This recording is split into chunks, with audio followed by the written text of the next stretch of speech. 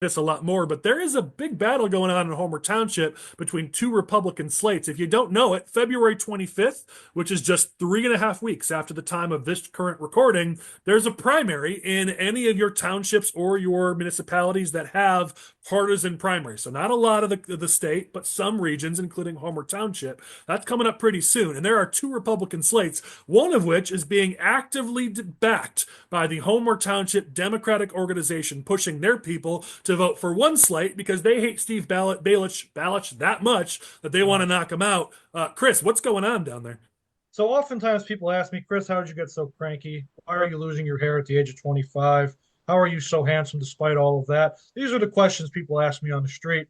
But oftentimes I ask to answer the question with Homer Township politics has ruined my life. It is something I've been involved in to some one degree or another for the last 4 years. And every cycle, Nicole might not want to get into the details of this, but I think she'll agree with this point of every cycle it gets worse. Every cycle it gets stupider. And this time we have the creme de la creme. And that is the Homer Township Democratic Organization openly telling their people to request Republican permanent vote by mail ballots in order to vote in the Republican primary for Homer Township Supervisor. And funnily enough, in the Facebook post where they posted this and told all their people to hashtag boot ballots and a hashtag ballot bunch and vote for the Homer Township reset candidates, they included the line of no, comma, we have not lost our minds. So this is how serious of a situation this is. And it's honestly surprising. Now they've done similar things like this before. I recall working on a judge race in 2022 that involved Homer Township, where the Homer Township Democratic Precinct committeemen were on Facebook telling people to pull Republican ballots, vote for the other guy because the organization had endorsed the other guy. It was a whole thing. So they've done this type of thing before, but they've never officially used the Homer Township Democratic Organization's like platform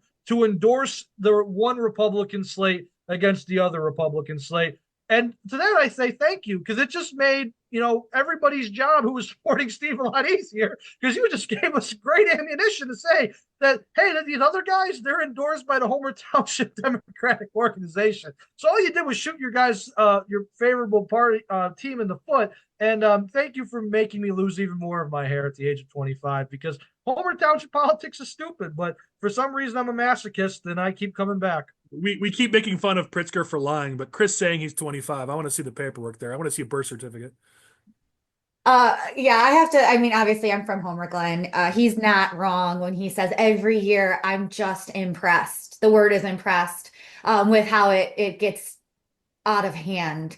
We have good candidates. We have smart candidates. We have a great community. That all being said, when you're heading into a primary, you're going to approach that a little bit different than you will for a general, right? At least where I live. That is, you're primary minded, you're general minded.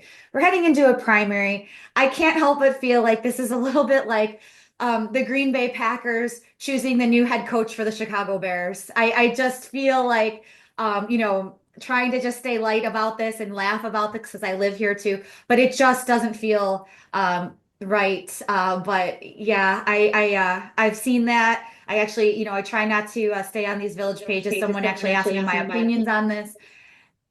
Nothing surprises me anymore in Homer Glen. Thank God it's not your clown So show, true. right? That's So true.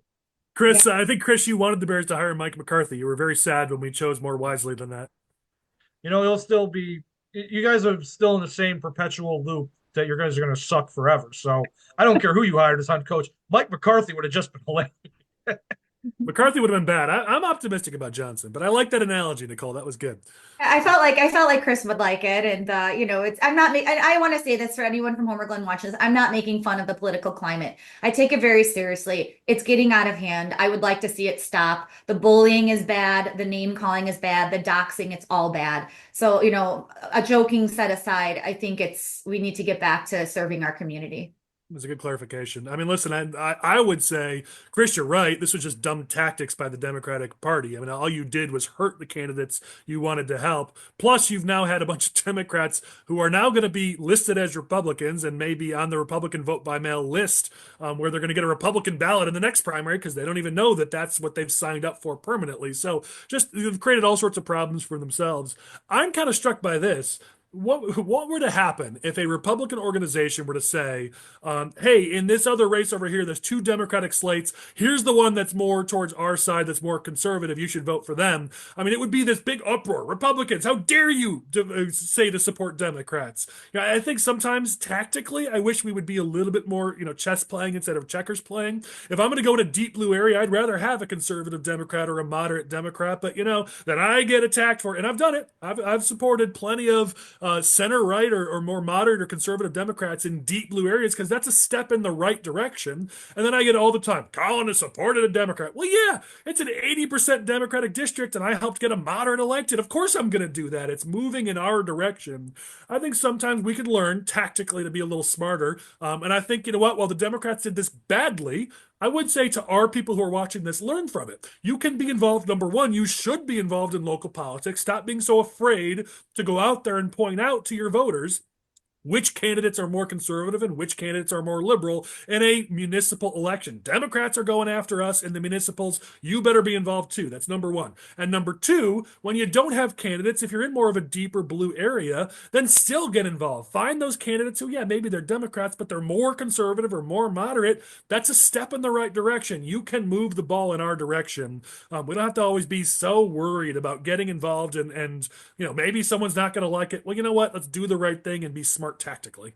I also think it's just, you don't have to vote on slate. Like there's nothing that says you've got to vote for all these candidates and all these. Do your research, do your homework. Who do you align with? Who do you like? I think we forget about that sometimes in these smaller races, and that goes along. Meet the candidates, have conversations, I want to see more involvement on that. Yeah, I love it. Our final topic, it's going to be a bit of a fun